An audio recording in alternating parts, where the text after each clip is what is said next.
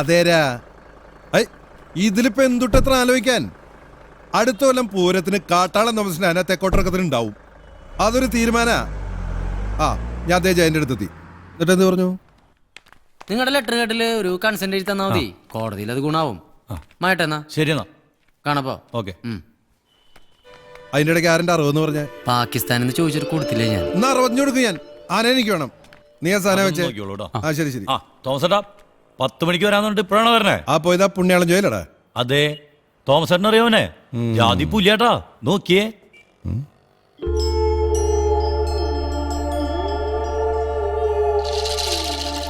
ഈ കാലത്ത് സൈക്കിൾ റിക്ഷാന്ന് കേൾക്കുമ്പോ പ്രാക്ടിക്കൽ അല്ലല്ലോ എന്ന് കാട്ടാളം മുതലാളിക്ക് ചിലപ്പോ തോന്നാം. പക്ഷെ ഒന്ന് നോക്കിയേ, ഇങ്ങനത്തെ ഒരെണ്ണാണ് നമ്മുടെ പുതിയ ബിസിനസ് ഐഡിയ. യാത്രക്കാർക്ക് ഇരിക്കാൻ നല്ല ടോപ്പ് കുഷ്യനുള്ള സീറ്റ്, വായിക്കാൻ മാഗസിൻസ്, പിന്നെ സോഫ്റ്റ് ഡ്രിങ്ക്സ്. പക്ഷെ അതിന് എക്സ്ട്രാ വേറെ പേ ചെയ്യണട്ടാ. ഇതാണ് നമ്മുടെ കാട്ടാളൻ റിക്ഷാസ്. ഒരു ഓട്ടോറിക്ഷനെ വെച്ച് കമ്പയർ ചെയ്യുമ്പോ എന്തൊക്കെ ഫെസിലിറ്റീസാണ് നമ്മൾ കൊടുക്കണേ. ഇതൊന്നും ശരിയാവില്ലേ? നീ ഇത് കൊണ്ടുപോയ മോനെ. ഞാൻ പറയട്ടെ, ആദ്യം തന്നെ നമ്മള് ഗ്രാമങ്ങളിലെ റെയിൽവേ സ്റ്റേഷനിലും ബസ് സ്റ്റേഷനിലും 5 കാട്ടാള റിക്ഷാസ് ഇറക്കണം. ഓട്ടോ കാശിന്റെ 3 കൊടുത്താ പോരെ. 1 രൂപയുടെ ലാഭം കിട്ടിയ കടലിൽ ചടന്ന ടീംസാണ് നമ്മുടെ നാട്ടുകാര്. അവരിതിൽ വീഴും. സിറ്റി ട്രാഫിക് അവിടെ ഇല്ലല്ലോ. അത് കറക്റ്റാ. ഒരു 10 കൊല്ലം കൊണ്ട് ഇന്ത്യ മുഴുവൻ കാട്ടാളന്റെ കൊടി പറപ്പിക്കണം നമുക്ക്. ഇവിടുത്തെ ട്രാൻസ്പോർട്ട് സെക്ടറിൽ നമ്മുടെ കാട്ടാളൻ റിക്ഷാസ് ഒരു റെവല്യൂഷൻ ഉണ്ടാക്കില്ലേ. അപ്പൊ കാശി മാത്രല്ല, ഇതിനകത്ത് സോഷ്യൽ സർവീസും ഉണ്ട്. അത് മാത്രമേ ഉള്ളൂ. അല്ല, അങ്ങനെ ഒരു ഇമേജ് നമ്മൾ പുറത്തു വിടാവുള്ളൂ. ലാഭം വന്നോളും. നമ്മൾ ആത്മാർത്ഥമായിട്ട് വർക്ക് ചെയ്ത സക്സസ് ഉണ്ടായിക്കൊള്ളുന്നല്ല മാനേജ്മെന്റ് പ്രിൻസിപ്പിൾ വരെ പറയണേ. Focus your work, forget the result, it will happen.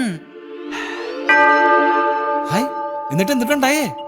അവന്റെ അമ്മയുടെ കാട്ടാളൻ റിക്ഷാസ് 500 വണ്ടി ഉണ്ടാക്കിയിട്ട് അവസാനം ഇരുമ്പ് വിലയ്ക്ക് ഞാൻ തൂക്കി വിറ്റേ. അക്രമായല്ലോ. അവന്റെ മാർക്കറ്റ് തൃശ്ശൂരല്ല, കേരളത്തിലല്ല, ഇന്ത്യയിലല്ല എന്നൊക്കെയല്ല അവൻ പറഞ്ഞേ. ഉഗാണ്ടിൽ അവന്റെ മാർക്കറ്റ് ഉണ്ട. വഞ്ചരിക്കാൻ കേസ് കൊടുത്തിട്ടുണ്ട് അവന്റെ പേരില്. ഫ്രോഡ്. അവന്റെ വാചകടിയിൽ വീണോന്റെ ജീവൻ നായി നക്കി. ഞാൻ പറഞ്ഞില്ല അതുകൊണ്ട. കാശും പോയി തേനും കൂടി കിട്ടോനെ.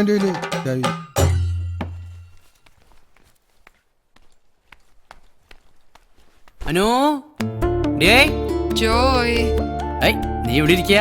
ഞാൻ ഫാക്ടറിന്ന് ഓഫീസിലേക്ക് വന്നപ്പോഴേക്കും നീ ഇങ്ങോട്ട് പോകുന്നു പറഞ്ഞു. അവിടെ വെയിറ്റ് ചെയ്യാറുന്നില്ല ഞാൻ പറഞ്ഞവരെ? പടിയിലങ്ങനെ തല ഇറങ്ങി വീണിരുന്നെങ്കിലോ? അത്രക്കൊന്നും ഇല്ല. ഈ സമയത്ത് റെസ്റ്റ് വേണ്ടേ? കാലൊക്കെ വെച്ചോ? എന്നാലും ഇത് ഭയങ്കര സർപ്രൈസ് ആയി പോയിട്ടാ. എന്നതാ? ഒരു സർപ്രൈസ് ഇങ്ങോട്ട് തരുമ്പോ വേറൊരു സർപ്രൈസ് അങ്ങനുണ്ട്. ജോയ് എന്നേക്ക് പറയുന്നേ? Congratulation, celebration, imagination. അല്ല, ഇയാൾക്ക് ഇപ്പൊ എന്താ പ്രശ്നം? അതൊക്കെ പറയാം. നീ ആദ്യം മധുരം കഴിക്കേ. 1 മന്തായി ഞാൻ നോട്ട് ചെയ്യണ നിന്റെ മോന്തയ്ക്കൊരു പെയിൽനെസ് ഇട്ടാ. ഈ ഒരു ഡേക്ക് വേണ്ടിട്ട് എത്ര നാളായി ഞാൻ കാത്തിരിക്കണമെന്നറിയോ? ഒരു കുഞ്ഞിക്കാല് കാണാൻ. നീ കഴിക്കേ. അയ്യടാ, ആ പൂതി അങ്ങ് മനസ്സിൽ വെച്ചാ മതി. കുഞ്ഞിക്കാല് കാണാൻ വന്നേക്കുന്നു. അപ്പൊ നീ പ്രഗ്നന്റ് ആയിട്ടല്ലേ തല ചുറ്റി വീണേ? നീ ഛർദിച്ചു എന്ന് പറഞ്ഞല്ലോ കൂടെ വർക്കണ ഗർഭിണി പെണ്ണ്. 2 ദിവസമായിട്ട് 18 മണിക്കൂർ വെച്ചിട്ടാ ഞാൻ അവിടെ ഓഫീസിൽ ജോലി ചെയ്യുന്നത്. കൂടാതെ മന്ത്ലി ടാർഗറ്റ്സിന്റെ പ്രഷർ വേറെ. ജോയ്ക്ക് ഇത് വല്ലതും അറിയണോ? അത്രയുള്ളൂ? ഞാൻ വെറുതെ കൊറേ സ്വപ്നം കണ്ടുപിടിയായി. അത്ര ഉള്ളൂ എന്നാ? ഞാൻ തലയിറങ്ങി വീണ നിങ്ങൾക്ക് അത്ര ഉള്ളൂ? കുഞ്ഞിക്കാല് കാണാത്രേ. ഇനി ഈ പ്രോബ്ലംസിന്റെ ഇടയിൽ കൂടെ ഒരു കുട്ടിയും കൂടെ കൊണ്ടുവരാത്തതിന്റെ കുറവേ ഉള്ളൂ. ആ റിസ്ക് എന്തായാലും ഞാൻ എടുക്കില്ല.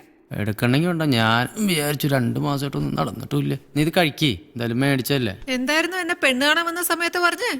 ഒന്നുകിൽ അംബാനിയുടെ ഭാര്യ അല്ലെങ്കിൽ പ്രാന്തന്റെ ഭാര്യ.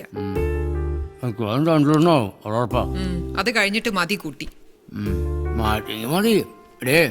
നീ 10 ദിവസം ലീവ് എടുത്തോ ഈ പേരും പറഞ്ഞു. നല്ല റെസ്റ്റ് കിട്ടുമല്ലോ. എന്നിട്ട് വേണോ ഉള്ള ജോലിയും കൂടെ പോവാൻ. ആകെപ്പാടം ഉള്ളത് മാസാമാസം കിട്ടുന്ന ശമ്പളം. അത് ശരിയാ. ജോയേട്ടാ, ഞാൻ അങ്ങനെ നീന്തൽ പിടിച്ചേ. ഭയങ്കര സ്പീഡാ. അഞ്ചേ കാര്യങ്ങളൊക്കെ ഓക്കെ അല്ലേ? ആശുപത്രി പോണെങ്കിൽ വണ്ടി താഴണ്ടിട്ടാ. നിന്നെ ഞാൻ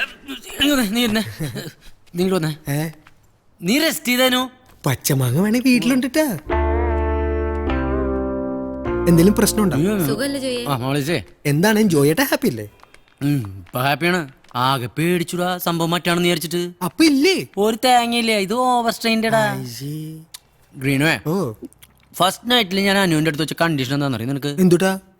മോളെ അനുവേ, നമുക്ക് ഫസ്റ്റ് ഒരു കുട്ടി ഉണ്ടാകുന്നതിന് മുമ്പ് 1 crore ബാങ്കിൽ ബാലൻസ് വേണട്ടാ. ഇതെന്റെ ഫൈനൽ ഡിസിഷൻ ആണ്. ഈ ഡയലോഗ് കച്ചതും അവളുടെ മോന്ത കണ്ണം ബൾബായി. നിങ്ങളെ പോലെ നിങ്ങക്ക് പറ്റൂ ജോയേട്ടാ.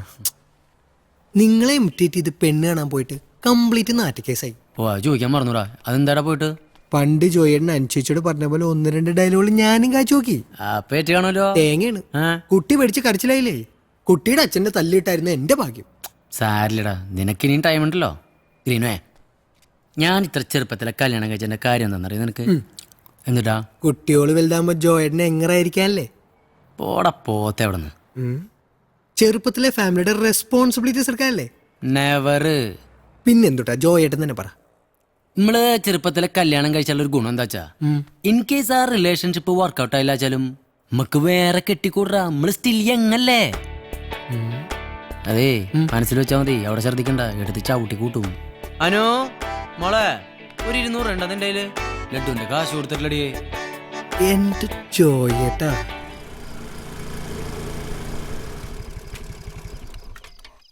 ആരാടാ സുധാകരന? അല്ല, ഞാനാ ഗിരിയേച്ചി. എന്തുട്ട് എടുത്ത പരിപാടി? നീയായിരുന്ന ജോയി എന്താ ഈ നേരത്ത്? ഈ നേരത്തല്ലേ വക്കീലിനെ ഒന്ന് സ്വസ്ഥമായിട്ട് കാണാൻ പറ്റുള്ളൂ. ആളോടെ? അവളൊരു സിനിമയ്ക്ക് പോയിട്ട് എപ്പ ഇങ്ങോട്ട് വന്ന് കേറിയുള്ളൂ. ഒറ്റയ്ക്കാ? ഞാൻ പറഞ്ഞ കേക്കണ്ട എന്റെ ജോയിയെ. ഇവളൊരാളുടെ കയ്യിൽ പിടിച്ച് ഏൽപ്പിക്കാന്ന് വെച്ചാ ഒരു എണ്ണത്തിന് അവൾക്ക് പിടിക്കില്ല. മോഡേൺ ടൈംസ് അല്ലേ ഗിരിയേച്ചി. വക്കീലിന് പറ്റിയൊരു ചുള്ളനെ നമുക്ക് എവിടെന്നെങ്കിലും കണ്ടുപിടിക്കാം. ഗിരിച്ച് താഴേക്ക് ഇറങ്ങിയ ഈ വയസ്സങ്കാലത്ത് ഇതിന്റെ മേളിൽ നിന്ന് പേരന്റ് താഴേക്ക് വീഴാത്തന്നെ കുറവുള്ളൂ. എന്റെ അമ്മേ, ഇത് പിടിക്ക്. വെറുതെ ഇരിക്കുമ്പോഴേ കൈനും കാലിനൊക്കെ ഒരു തരിപ്പ് എന്റെ ജോയിയെ. TV കണ്ടിരുന്നൂടെ? ഗിരിയേച്ചിയുടെ മന്ദാരപ്പൂവിന്റെ ടൈമല്ലേ ഇപ്പൊ? 8000 എപ്പിസോഡല്ലേ ആയുള്ളൂ. TV സീരിയല് കാണലൊക്കെ നിർത്തി. ഈ കാണിച്ചെന്നെ കാണിച്ച മടുപ്പായി. രാത്രിയിൽ ഞാൻ ന്യൂസ് നൈറ്റ് കാണും. ദേ, നിയമസഭയുള്ള സമയമാച്ചാ രാവിലെ ലൈവും കാണും. ചിരിച്ച് ചാവും എന്റെ ജോയിയെ. മുതലാളിയേ, എന്തിട്ടത് മുതലാളി എന്നൊക്കെ. വക്കീലേതോ സിനിമയ്ക്ക് പോയിരുന്നു പറഞ്ഞു. ഞാൻ സിനിമ കണ്ട കാലം മാറുന്നു എന്റെ ഗിരിയേച്ചി. പീസായിട്ട് ഞാൻ പച്ചക്കറി വാങ്ങിക്കാറില്ലെന്ന് പറഞ്ഞേക്കമ്മേ. നമ്മുടെ കമ്പനി വളപ്പിലുണ്ടാക്കിയതാണ്. നോക്കിയേ, കേസ് വിധിയാകാത്തോണ്ട് കമ്പനിയിൽ ഇപ്പൊ ഇതൊക്കെ പരിപാടി. ദേ, കീടനാശിനി അടിക്കാത്ത ഫ്രഷ് വെജിറ്റബിൾസ് ആണ്ടാ. ഒന്ന് പാരന്റെ ഗിരിയേച്ചേ, ഈ ഹെൽത്ത് ഈസ് വെൽത്ത് എന്നല്ലേ? വെൽത്ത് മാത്രം മതി എന്നാണ് വക്കീല് പറയണേ. നമ്മുടെ ജോയിയല്ലേ മോളെ. അമ്മ ഒന്ന് അകത്തേക്ക് പോയേ. അല്ല പിന്നെ എടുത്തോ, അതവിടെ വെച്ചാ മതി. ഇവളുടെ ഒരു കാര്യം.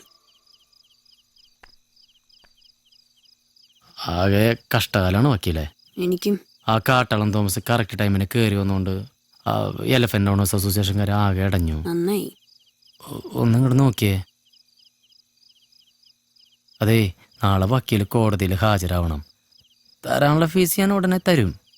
അതെന്റെ പുത്തമ്പള്ളി പോയി പറഞ്ഞാ മതി. എന്തിനാ? ജോയ് താക്കോൽക്കാരനല്ല, ജോയ് തട്ടിപ്പുകാരനാ. നീ നാട്ടുകാർ മുഴുവൻ പറയുന്നത് വെറുതെ അല്ല. അങ്ങനെ മാത്രം പറയരുതിട്ടാ. ഉണ്ടായിട്ട് തരാതിരിക്കണല്ലോ. വക്കീലിന് സമ്മതാച്ചാ ഒരു ഫിക്സഡ് ഫീസിന് പകരം പുണ്യാളൻ അഗർബത്തീസിന്റെ ഒരു പ്രോഫിറ്റ് ഷെയർ ഞാൻ അങ്ങോട്ട് ഓഫർ ചെയ്യാം. എന്നിട്ട് വേണം എന്റെ കുടുംബം പട്ടിണിയാവാൻ. നടക്കണ കാര്യം വല്ലതും പറ മുതലാളി. വക്കീൽ കൂട്ട് കത്തിച്ചു കഴിഞ്ഞ ഒന്നുമില്ല. നാളെ വക്കീല് കോടതിയിൽ ഹാജരായില്ലാച്ചാ നമ്മള് ആത്മഹത്യ ചെയ്യും. ഒന്നുമില്ല, ഒരു വിഷമം കൊണ്ട് പറഞ്ഞതാ. But I will do.